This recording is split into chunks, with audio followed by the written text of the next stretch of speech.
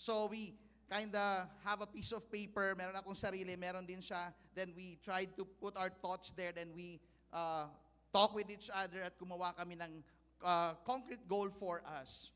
The same thing is also that we have relationship goals. As a church, we should have relationship goals. As a follower of Christ, we should have relationship goals. So ito po yung series natin, Building a Culture of God-honoring Relationships. Because truth be told, even if we are already Christians, we're already followers of Christ, we are not immune to conflicts, to misunderstandings. We're not immune to disagreements. And sad to say, itong mga conflicts and disagreements, this somehow affects us as a church, affects our relationship with each other.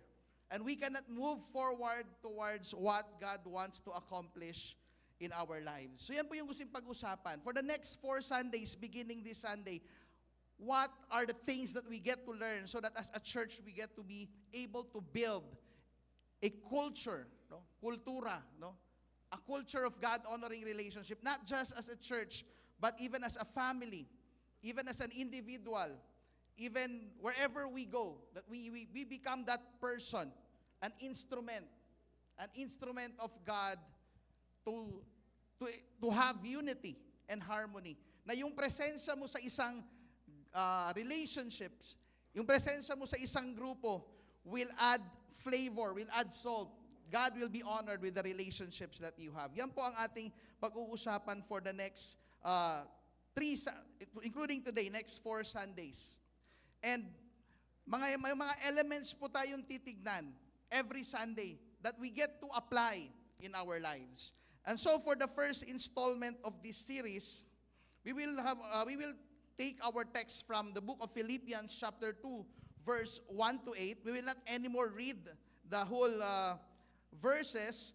And I would like to speak from the title, Humility in Relationships. Humility in relationships. 3 truths about humility in building God-honoring relationships. Pakisabi sa katabi mo, humility. Yan po ang titignan natin. Sino po dito naniniwala kayo na humble kayo? Ayan, praise the Lord. Wala pa. Kasi pag nagtaas ka, automatic, ayun na kaagad, no? So that's what we are going to unpack today from Philippians chapter 2, verse 1 to 8, according to Apostle Paul. Before we proceed, can we just pause for a moment in a prayer? Lord, we just ask you today to speak to us in a very personal way through your word. I pray that we will not resist your word. I pray, Lord God, that we will embrace your word, accept your word in its wholeness. And I pray, Lord God, that we will not just embrace it and accept it, but we will live it out by your grace and by your strength. Today, Lord, whatever it is that is distracting us, kung ano mong mga isipin, ano mong mga problema, ano mong mga dapat pang gagawin, Lord, we give it up, we lay it down, we set it aside, and we give space in our hearts and in our minds for your word to speak to us, that we will be transformed, that we will never be the same again. We thank you, Lord God, for this time that we can worship you and we can listen to your word. We give you all glory, honor, and praise. In Jesus' name, amen and amen. Yung book of Philippians ay isinulat po ni Apostle Paul while he was in prison. It is a prison letter. At dahil hindi nga siya makapunta doon sa kanyang mga churches, especially in his missionary journeys, this time in the book of, in the church of Philippi, he sent them a letter. In chapter 1 of the book, makikita po natin doon how Apostle Paul expressed his affection and his love towards this church.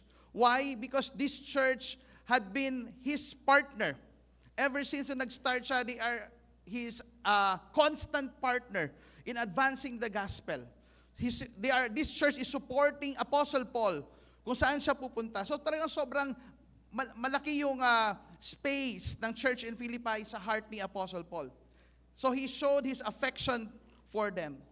But hindi lang po ang content ng letter na ito ay message of affection to the church in Philippi, but Paul also addressed Because this church have struggled in disunity, pride, and selfish ambition. Meron pong nangyayaring mga disagreements, meron pong nangyayaring mga awayan, kampi-kampihan sa loob ng church na ito. Yes, they are so committed to the Lord. Yes, they are so passionate about the work of the Lord, but they seem to not to get along well with each other. Posible pala yun. And itong church sa Philippi, somehow, is a church that we can also relate even in our setup today. Na meron ding maraming churches sa panahon natin ngayon na kahit na ang mga members sa church, kahit na itong church na to sobrang passionate sa gawain ng Panginoon, sobrang passionate sa kanilang relationship sa Lord, pero they just have a hard time or have a struggle getting along well with each other. Tingnan mo ngayon mga katabi mo. Is that person someone you are comfortable getting along with? Or have you had an experience in the past sa isang church na meron kang naka-conflict and even until right now, yung conflict na yon ay hindi pa rin naayos? So I believe this letter is a letter for us even in the church today. And napakaganda nito dahil as a church, one thing that we would like to pursue is that we can create a culture of God-honoring relationship. In our life-to-life discipleship, one of the things na talagang fino-focus natin, can we show yan. First base, we really want to be relational as a church. Yung mga small groups natin, we really want that we can get along well with each other. Because truth be told, as a church, we're not exempted from conflicts, from disagreements. Why? Because we are imperfect people.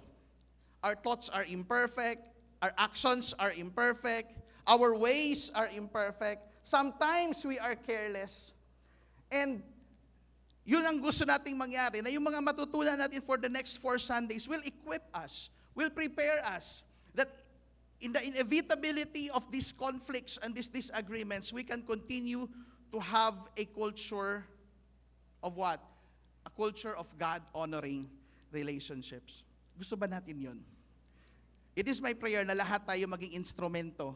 Lahat tayo ay maging peacemakers. Lahat tayo ay maging bahagi na magkaroon ng unity, na magkaroon ng pagkakaisa, na magkaroon ng tinatawag nating sweet harmony ang ating church.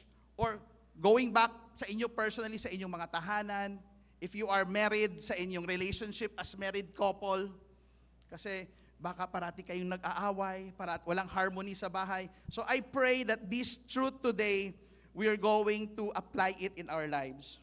And talagang totoong merong hidwaan sa church in Philippi because at the end of Paul's letter, he even mentioned 2 names. And itong pangalan ng dalawang babaeng ito he is addressing them to make amend with each other. In Philippians 4 verse 2 to 3, sabi po dito, I plead with Judea and I plead with Syntyche. Ibig sabihin, sabi ni Apostle Paul, bago ako magtapos sa liham ko na to, I want to special mention 2 people. Ibig sabihin, pag talagang in-special mention ka sa isang letter, ibig sabihin, meron talagang something na seryoso. Amen? And ang word na ginamit niya, I plead, nakikiusap ako. Ang ganda-ganda ng ginagawa ng Lord sa church na to. Ang ganda-ganda ng ginagawa ng Lord sa ministry na to. Ang ganda ng ginagawa ng Lord sa inyo para makatulong kayo to advance the gospel. But please, I plead, Judea, Syntyche, alam ko mga leaders kayo, may mga followings kayo. Pag hindi kayo nagkasundo, magkakaproblema ang church. We will not be able to break through. Amen? We will not be able to move forward. May parang hihila sa atin na hindi tayo makausad talaga if relationally meron tayong problema. That means we can be on fire spiritually, but we can be immature relationally. May nakita na ba kayong mga tao sobrang on fire spiritually pero mainitin din yung ulo? Amen? May nakita na ba kayong mga tao na talagang sobrang grabe, makapag-worship in love sa Panginoon, pero adaling ma-offend? Hello? Tingnan mo yung katabi mo. Ayan, hindi naman yan, mukha lang. So we want to grow from that. We want to be better. We want to create a culture of God-honoring relationship. At makikita natin in verse 3, sabi niya, yes, and I ask you, my true companion, hindi pinangalanan kung sino to, help these women. Talagang mga babae. No? Talagang pinagmumulan ng mga away-away. Buti pa yung mga lalaki, tahimik lang kami. So talaga special mention. So malalaman mong seryoso na itong problema na to kasi kailangan na ng mediator. Bakit? Hindi na nila kayang pag-ayusin yung mga sarili nila. So this is what Paul is trying to address. And in chapter 2, no? How can this conflict be resolved? How can we build a harmonious relationship in the midst of conflicts in the church, at home, and in other spheres of our lives? So makikita natin yung isang napakagandang answer sa chapter 2 ng Philippians on how we can build a God-honoring relationship. And it will be centered on the subject of humility. So 3 truths about humility in building a God-honoring relationship. Gusto ba natin maging humble? Taas po ang kamay. Sinong gusto maging humble? Sino po dito, aminado kayo talagang, pastor, hindi ako humble talaga. Hambog ako. Humble lang minsan, pero minsan, hindi talaga ang hirap. So how do we get to be a person characterized by humility? So makita natin 3 truths dito. In verse 1 and 2, makita natin, the love of God makes us humble. That's our first point. The love of God makes us humble.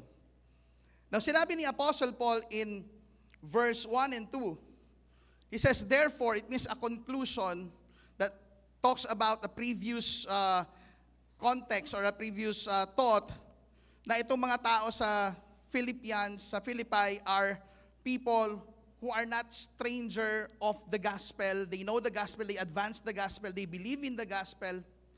And so Paul says, therefore, if any encouragement from being united with Christ, if any comfort from His love, if any common sharing in the Spirit.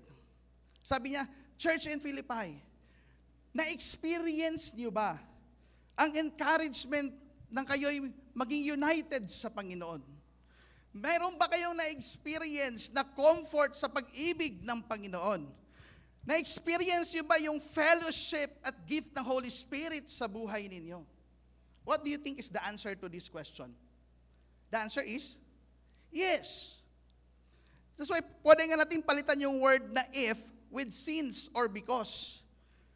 Since you have any encouragement from being united with Christ, since any comfort from His love, since any common sharing in the Spirit, or because of tenderness and compassion.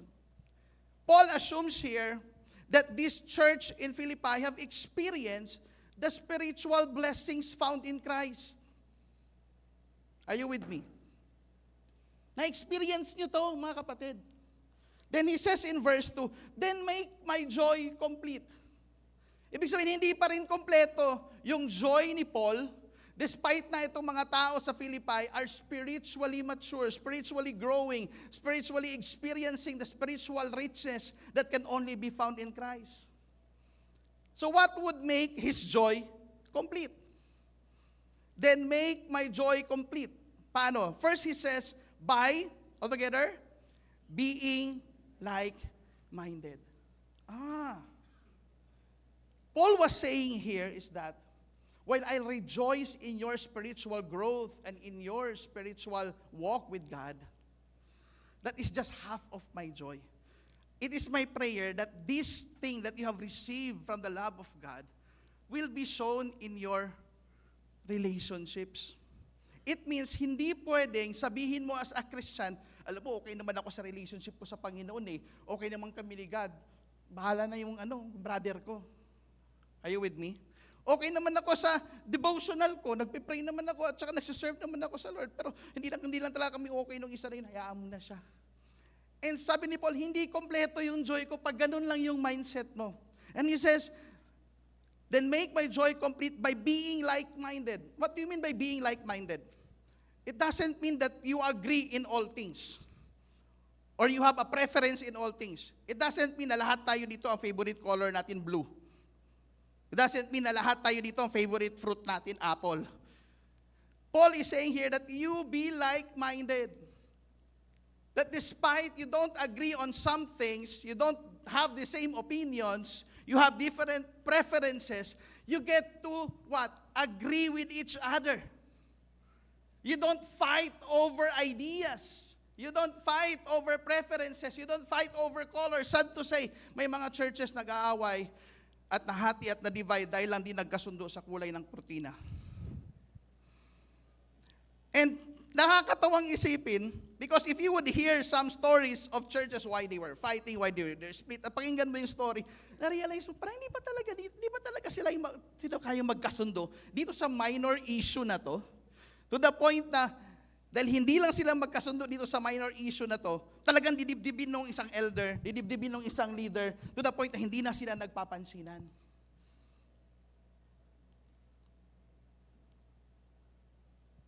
Are you with me? So sinabi niya, if any comfort from His love. Which means, you who were once far from God, an enemy of God, now being reconciled through the Lord Jesus Christ, not counting your sins, not condemning you or giving you judgment, but giving you the assurance of love and eternal life, that even if you don't deserve, you are stubborn and stiff-necked, God welcomed you and accept you. How do you believe that is a comfort of His love? May naka-experience na ba dito ng comfort ng love ng Panginoon? Have you ever been into your darkest, deepest moments in your life? And in that darkest, deepest moments, when everybody just left you and no one's around, but there's a brother who sticks closer than a friend, and that is Jesus. That's the comfort of His love. And having the idea of experiencing all of these spiritual blessings, having the idea of experiencing all of this acceptance, love, and grace and mercy ng Panginoon sa buhay natin, ano dapat ang tama nating response dito? It makes us what?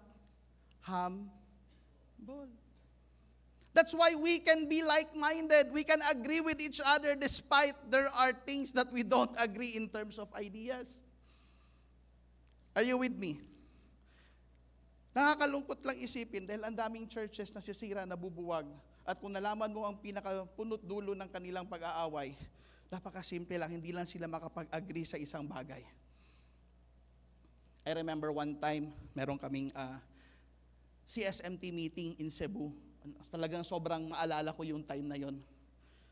So that the management has a meeting na papalitan yung pangalan ng Jamsi. I don't know if Pastor Ada remembered that, so I was so passionate na parang, why would you ever change the name? Instead of Jesus and my church, papalitan daw ng Jesus and my, tapos yung C, depende kung saan location ka nandoon. Jesus and my country, Jesus and my campus, Jesus and my community, Jesus and my city. And for quite some time, around almost 2 years, dahil sa idea na yun na hindi ako nag-a-agree talaga, I think kami ni Sir Vinkel, that time we were really, parang, hindi pwedeng nag-iiba yung branding natin, paiba-iba ng bawat ano. Tapos talagang, at that time, yung suggestion namin, ay talagang hindi masusunod. And si Bishop, nagtaas na ng boses, hindi, okay na, yan na yun. Parang, ang sakit talaga. At habang nagpapagawa kami ng signage dito doon pa sa Watson's yung church, parang gusto ko na ayaw ko, siguro bakit papalitan? So nagpagawa talaga po ang Jamsi ng signage for quite some time. Some of you who were with us already for almost since the beginning, naging pangalan po ng Jamsi, Jesus and my city. Yun po ang naging name. Sabi ko, hindi nasunod yung idea ko. Hindi kami nagkasundo. Pero nung matapos ang meeting, tapos na ang discussion, I submitted, and that would happen. You know what? To cut the long story short, eventually the board realized, let's bring it back to Jesus and my church after 2 years. So sinabi ko, di ba? Binalik din.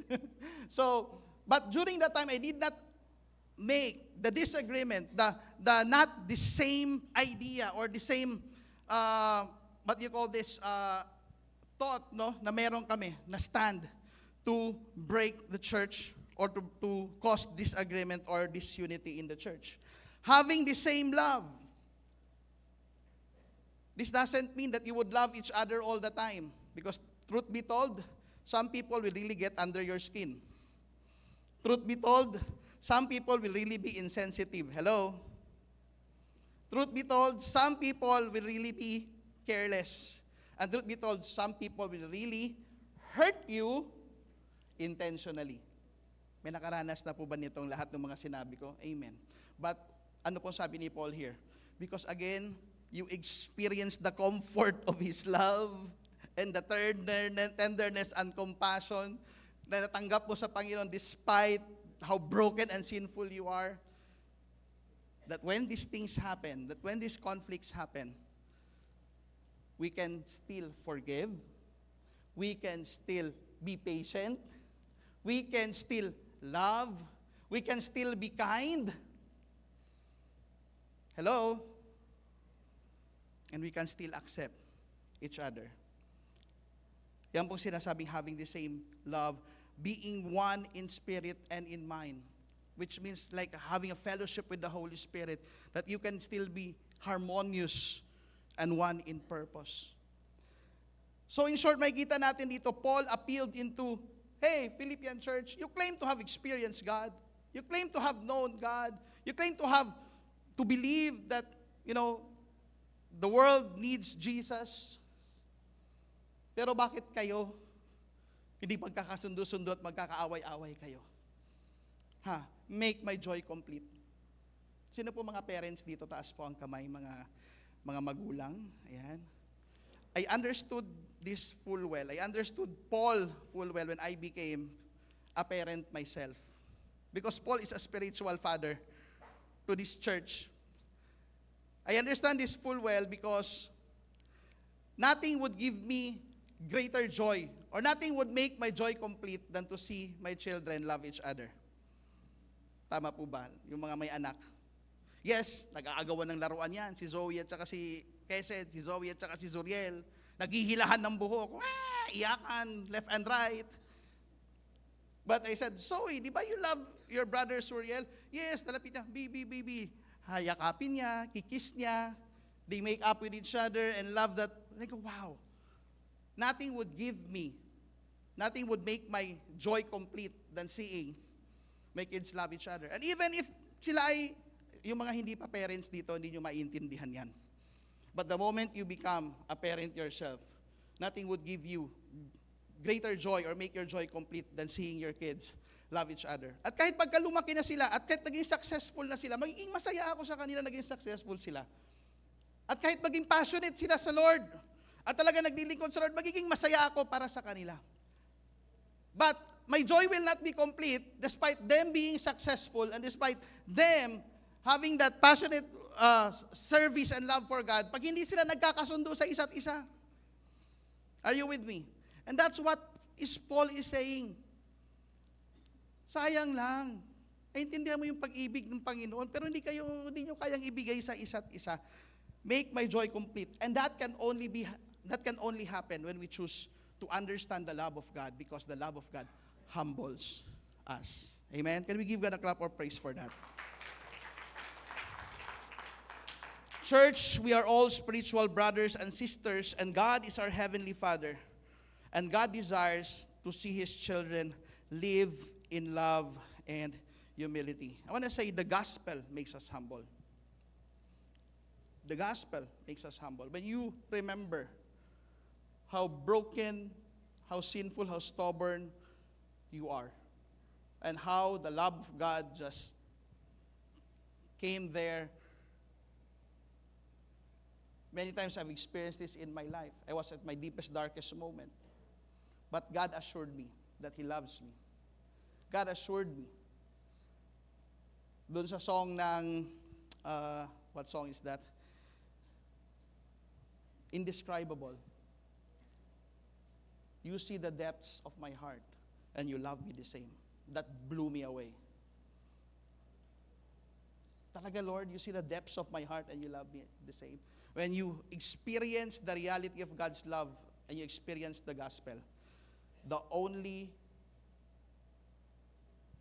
impact nun sa buhay mo is to surrender your life to God, and it gives you a humble spirit. Amen? Not critical, not prideful. So that's the first point. The love of God makes us humble. That's what Paul was trying to cut across dito sa chapter 2, verse 1 and 2. Second point is that without humility, there is no lasting harmony.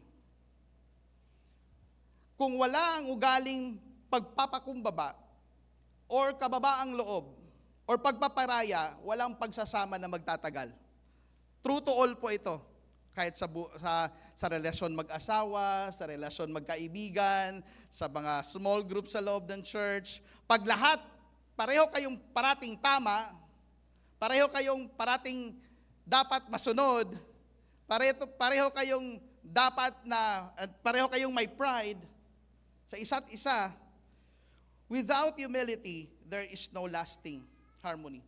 Meron lang pagsasama saglit. Are you with me? Pag bago kayo magkakilala, group of friends, bago magkakilala, saglit lang yan. Pag walang humility, sabog yan. And if you're going to look at many relationships right now, even marriage relationships, why it fall apart, it's because of the lack of humility. Walang pagpapakumbaba, kababaang loob, or pagpaparaya. So anong sabi ni Paul? How can we achieve that? So what did Paul say in verse 2? So sabi niya ito, first is, para kayo magkaroon ng humble na heart, kailangan maunawaan niyo kung anong ginawa ni Kristo para sa inyo. Pangalawa is, hindi lang sapat na yon, kundi meron din tayong responsibility. At ano yon? Do nothing out of selfish ambition or vain conceit. Do nothing. It means wala ka dapat na gagawin in action, in words, in thoughts, and listen to this digital age in social media post. Na product of self-ambition and vain conceit. Pastor Mark, ano ba itong selfish ambition at vain conceit? Parang wala naman ako niyan. Now, I look up the dictionary kung anong ibig sabihin ng selfishness, at ito yung ibig sabihin ng selfishness. A person or action lacking what? Consideration for others. Chiefly concerned only with one's own personal profit or pleasure. Okay? Lack of consideration. Na yung emotions mo lang ang importante, yung pains mo lang ang importante, yung side ng story mo lang ang importante, yung hurts mo lang ang importante, kung paano ka lang nasaktan, yun lang ang importante. It becomes all about you and all of you, not considering that the other person was also hurt, not considering that the other person also struggled, not considering that the other person also is a person made in the image of God. Are you with me? So ano naman, Pastor Mark, itong vain conceit?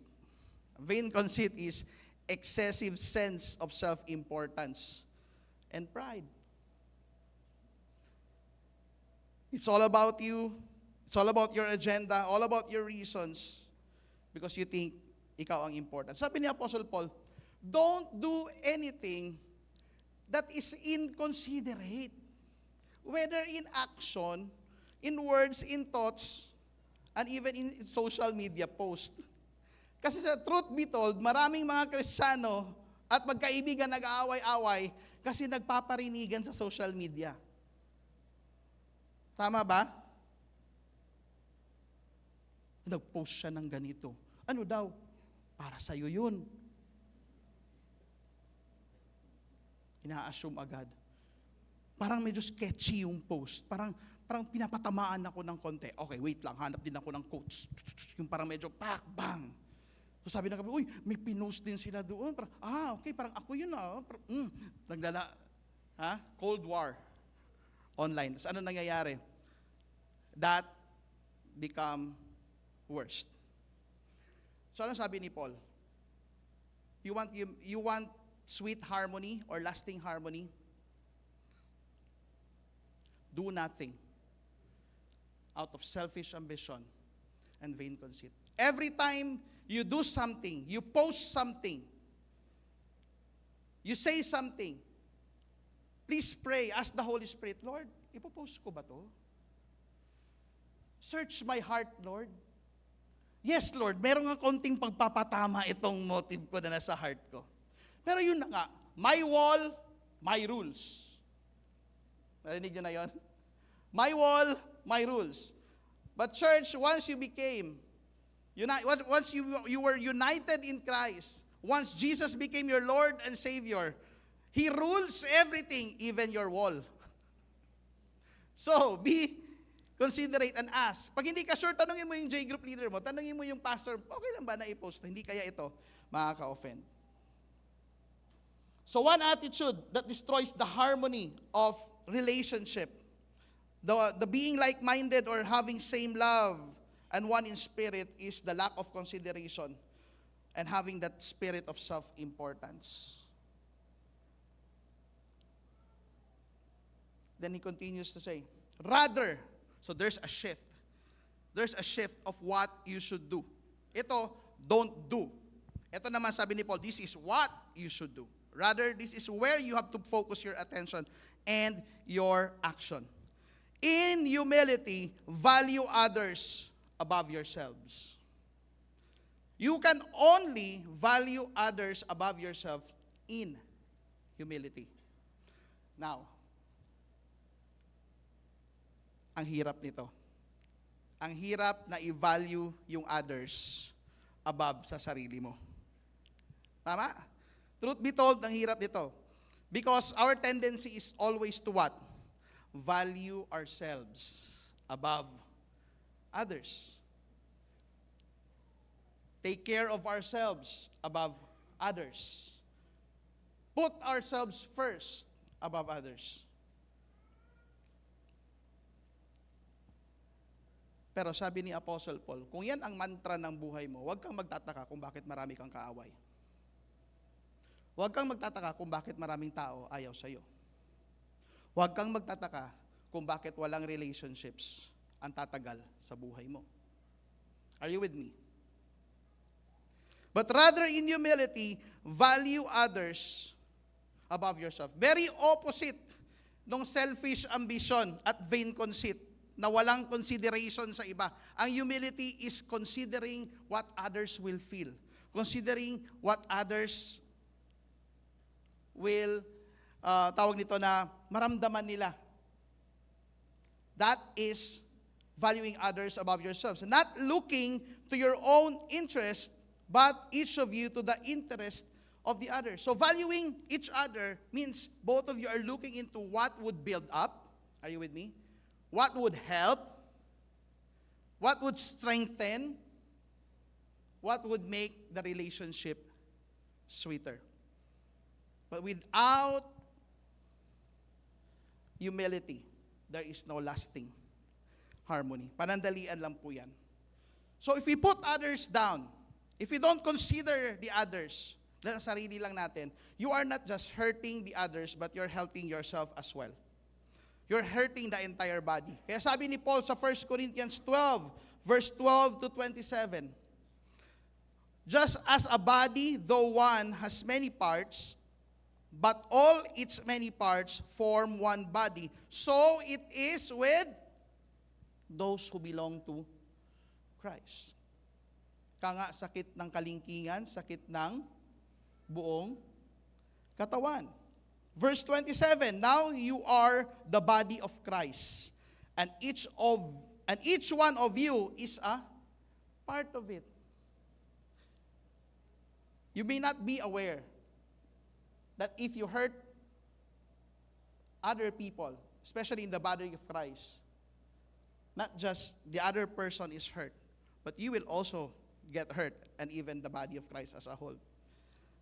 So we belong to each other, and we should protect each other. So without humility, there will always be chaos, division, and conflicts. But if there is humility, No matter what conflict, misunderstanding, or disagreements, it can be resolved because we are looking after the interests of the others. Can I hear a good amen? Palapakan po natin ang Panginoon. The number 3 and the last. So sabi ni Paul, humility, humility, humility. So Paul expounds it further and gives us a perfect example how this humility looks like. He paints to us a picture na pag pinag-uusapang humility, ito yung ating supreme example. So point number 3 is, true humility is imitating the mindset of Christ. Imitating what? The attitude of Christ. Sa ibang translation, ang salitang mindset is attitude. So verse 5, it says, in your relationships with one another, have the same mindset as that of Christ. Ano yung mindset ni Christ pagdating sa relationship? Yun daw po dapat maging mindset din natin. Because truth be told, iba talaga yung mindset natin sa relationship. Depende sa kinalakihan natin, depende sa orientation natin, depende sa experience natin, depende sa background natin. But the moment we became followers of Christ, the moment you become a Christian, you leave that orientation, that background, that set of pattern of thoughts on how relationship should be, and begin to adopt, embrace the mindset of Christ as far as relationship is concerned. Napakaganda ng verse na to. This is very theological. Very doctrinal. Nasa lesson natin to, sa Ladder Rise lesson. Okay? Yung sinabi doon, who in very nature God. No? It talks about the incarnate and the death of Christ. The Paul paints a picture that the perfect example of humility is the death and the incarnate and death of Christ. Very theological. But here's the thing. Sinulat to ni Apostle Paul sa Philippians para hindi magkaroon ng theological discourse to prove that Jesus is indeed God. Are you with me? Hindi niya to sinulat para i-prove sa sa church in Philippi na si Jesus ay Diyos at naging tao. Alam na ng church ng Philippi yon. Ano ang point ni Paul dito? He used this to paint a picture in the area of relationships na dapat ganito yung mindset natin. Ano tong mindset na to? 3 things that we can see very quickly.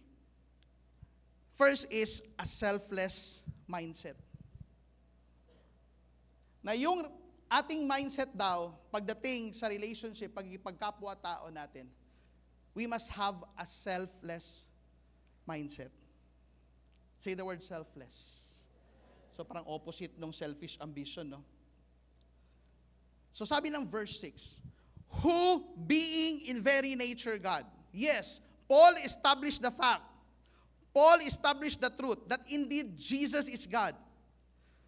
Being very nature God. John says, in the beginning was the Word, and the Word was with God. In verse 14, the Word became flesh. In Him all things were created. So, there's no argument here that Jesus is indeed God. So, what is Paul trying to tell the church in Philippi here? Meron ba kayong naisip na ranggo na mas mataas pa sa God? Meron ba kayong naisip na position or status na mas mataas pa sa God? Wala na. Yun na yung super mataas na posisyon. So what is Paul trying to tell the church in Philippi here? That if Jesus, who holds the highest glory and position, chose to humble Himself, then who are we not to humble ourselves? Yun yung gustong ipunto ni Paul dito. Gusto nyo talaga maging humble, ha? Nung na-promote ka lang, yabang-yabang mo na. Nung nagkaroon ka lang ng title, doctor. Kailangan ko ng mas mataas na respeto. Kasi doctor na ako. Or attorney. Or boss, manager, amo, supervisor. Ano man yung mga title na yan, walang sinabi yan sa title, who in being very nature, God. Pero minsan, nabigyan lang tayo ng entitlement, ang hirap na nating magpakumbaba. Kung yung Diyos nga na nasa langit, in His glories, chose to come down, He says, hey, no one among you should think highly than you should. Because Jesus, who is at the height of His glory, chose to come down. And if you bring this kind of mindset in your relationships, are you listening? There will always be God-honoring, sweet harmony relationship. Yun eh. As theological and as Christological as this text may sound, but it is about us understanding that the God of heaven left His glory. Tayo minsan hindi makababa-baba. Andun yung pride. Nakaupo tayo sa pedestal ng pride at ego natin. Siya nauna. Problema niya yun. Di ba? Siya ang gumawa niya. Di ba? Ba't ako magsusorry? If Jesus chose to humble Himself, then who we are not to humble ourselves.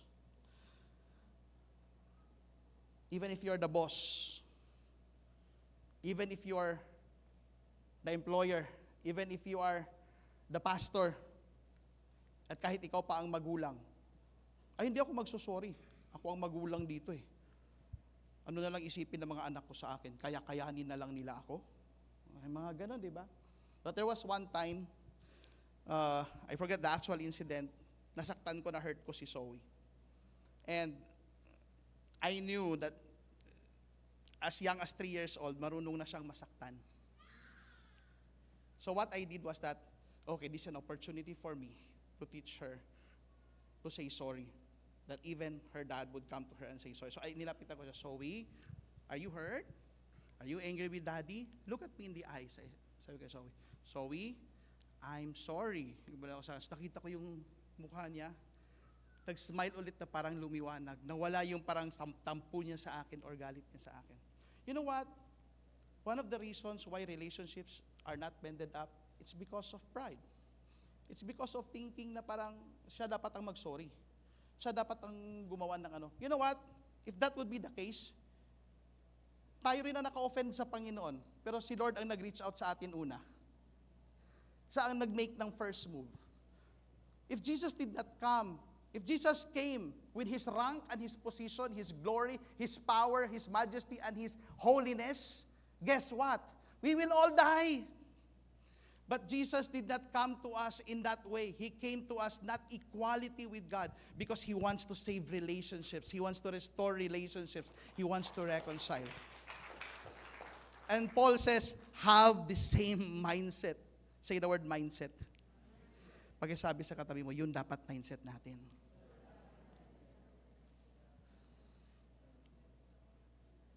Are we learning? When I studied this text, sabi ko, wow, ito pala yun. Ginagamit ko to pang apologetics, ginagamit ko tong text na to. Yes, it can be used. Ginagamit ko to pang kontra dun sa mga hindi naniniwala na si Jesus ay Diyos. Di ba, Michael? Di ba sa Bible study natin? O, di ba Diyos talaga si Kristo? But this is more than that. Paul bring this up for us to understand relationships and how we should act in relationships and have the same mindset as that of Christ. So, selfishness breaks relationships. But selflessness builds, bridges, heals, restores relationships. Amen? Can we give a clap of praise for that?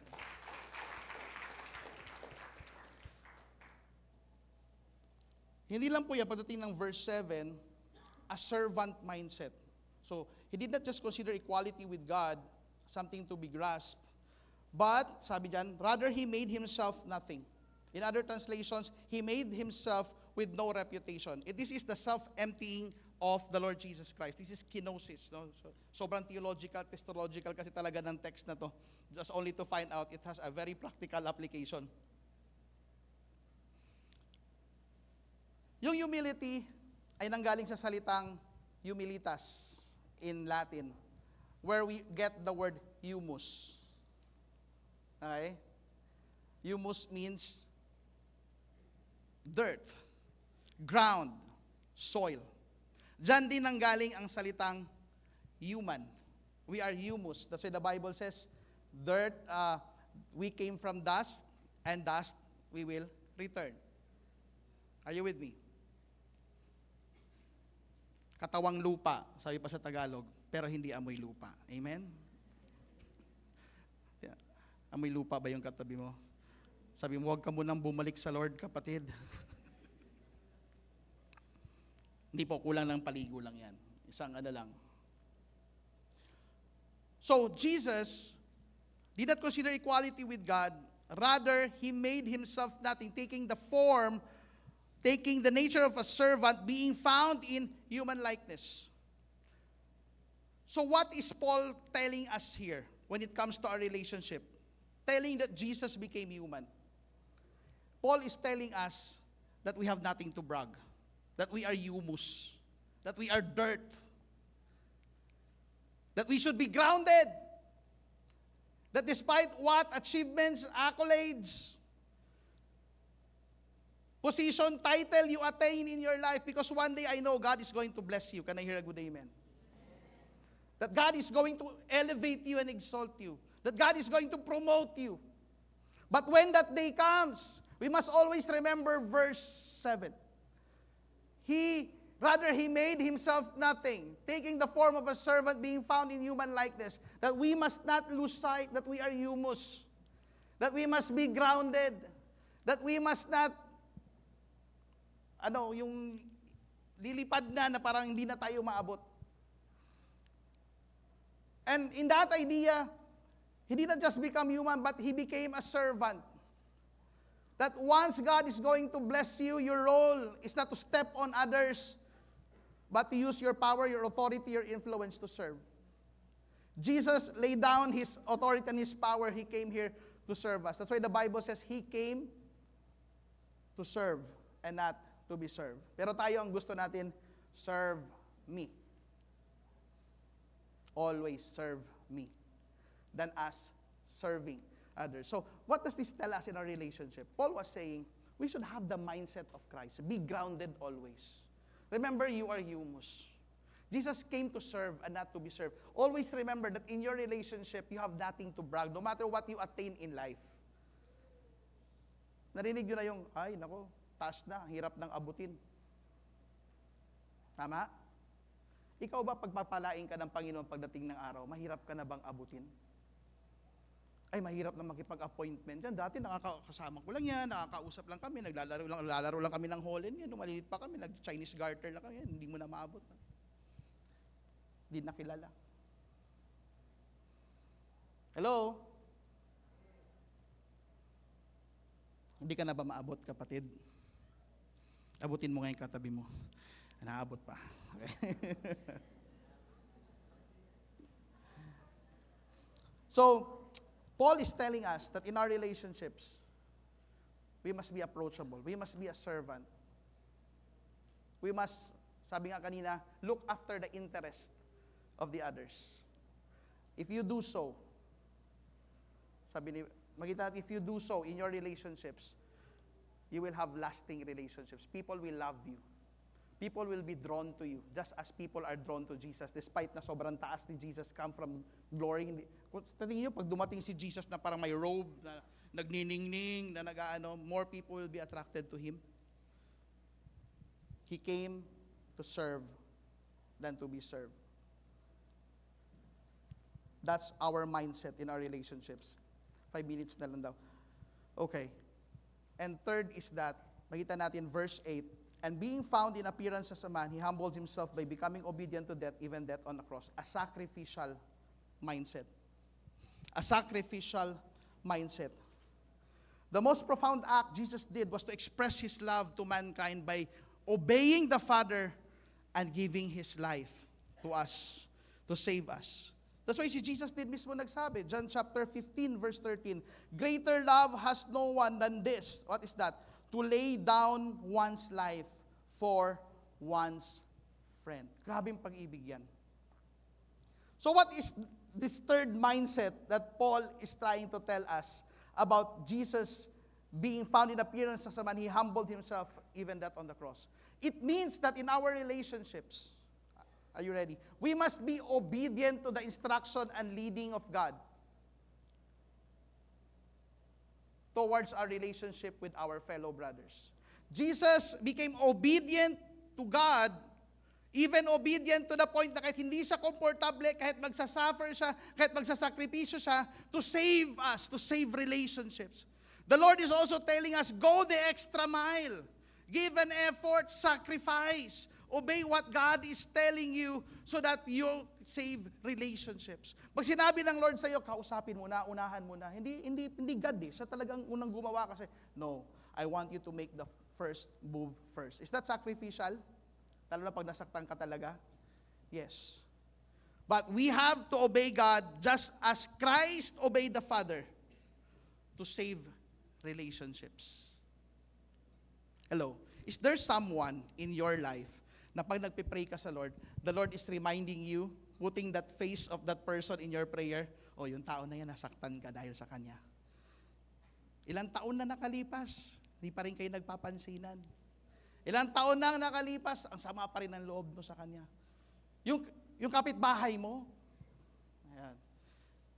Tagal na, best friend kayo niyan, ang tagal na, hindi kayo nag-uusap. Pag nagtatagpo kayo sa kalsada, hindi mo na alam kung anong gagawin mo, biglang napapaliko ka na lang sa tindahan, kunyari bibili ka, para hindi lang talaga kayo magkakausap. Wala ka namang balak bumili, hindi napabili ka na lang tuloy. Ang daming ganong instances sa buhay natin because we're trying to evade. And the Lord says, no, it's time.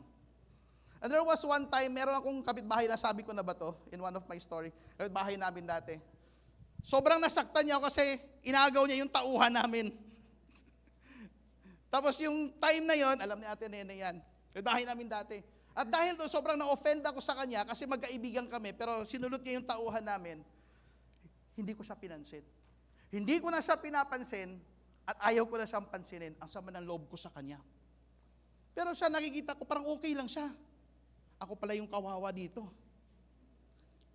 Pero sama ng loob ko sa kanya. Ilang beses na ako nagpe-pray, dinadala ng Lord yung picture ng mukha ng tao na yun sa isip ko. Sabi ko, Lord, next week na lang. Pagdating lang next week, next time na lang. Until one time, I obeyed God. Sinabi ko, sige Lord, ito ang gagawin ko. Pumunta ako dun sa bahay, sa staff house ng mga staff namin. At for the first time, before the pandemic, mga 5 years, hindi ko siya pinansin. Grabe no, pwede palang pastor gano'n, no? Hindi namansin. Saktan ako dun ginawa niya. Kasi binetray niya ako, parang gano'n ang dating.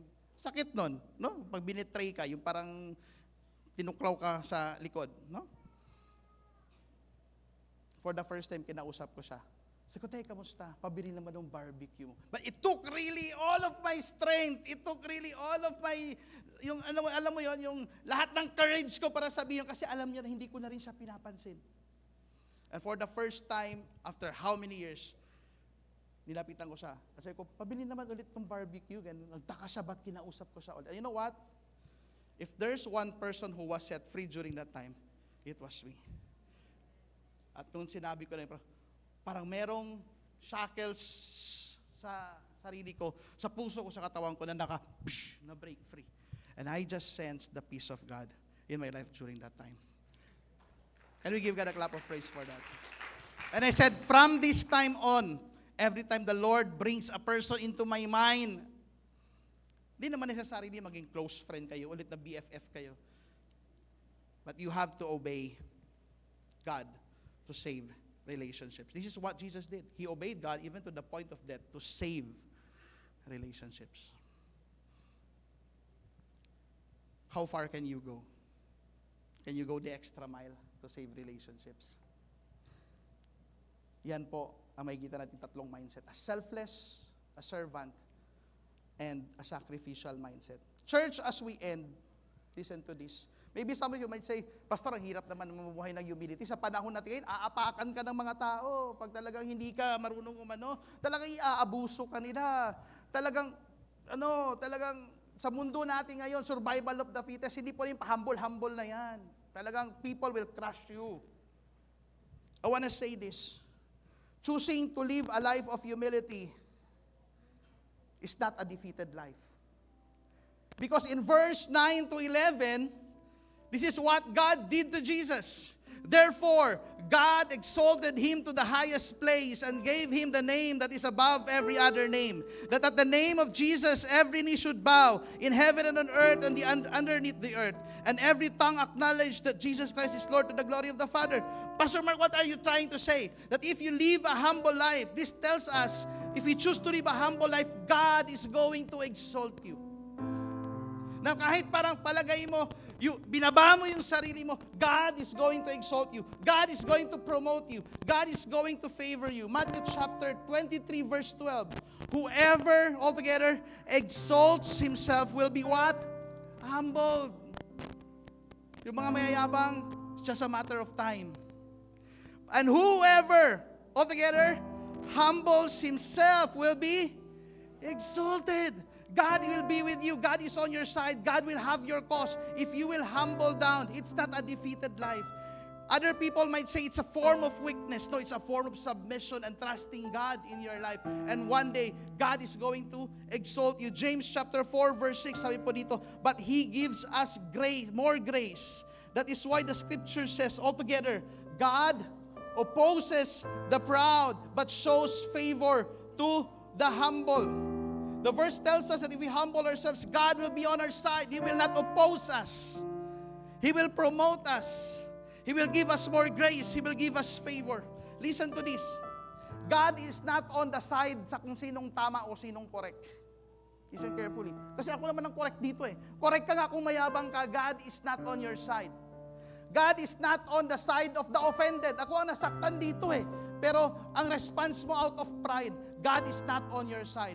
God is on the side of those who chose to remain humble. And Jesus humbled himself, became obedient to the Father, even death on the cross. And God exalted him. When you go down, God will bring you up. When you choose to be more patient and kind, and even if sometimes people take advantage of you, God is your defense. God is your vengeance. As long as you obey God, it's just a matter of time. The Bible says, He will exalt you. How many of you here, you want the favor of God in your life? How many of you here, you want God is going to exalt you? It's not an easy road. Going up is going down. Just like the mindset of Christ. Selfless mindset. Servant mindset. A sacrificial mindset. Church, this is the love month, relationship month. It is my prayer that in all our relationships, we will bring this attitude of humility and practice this attitude of humility. And God is going to exalt you. Amen. Can we give God a clap of praise?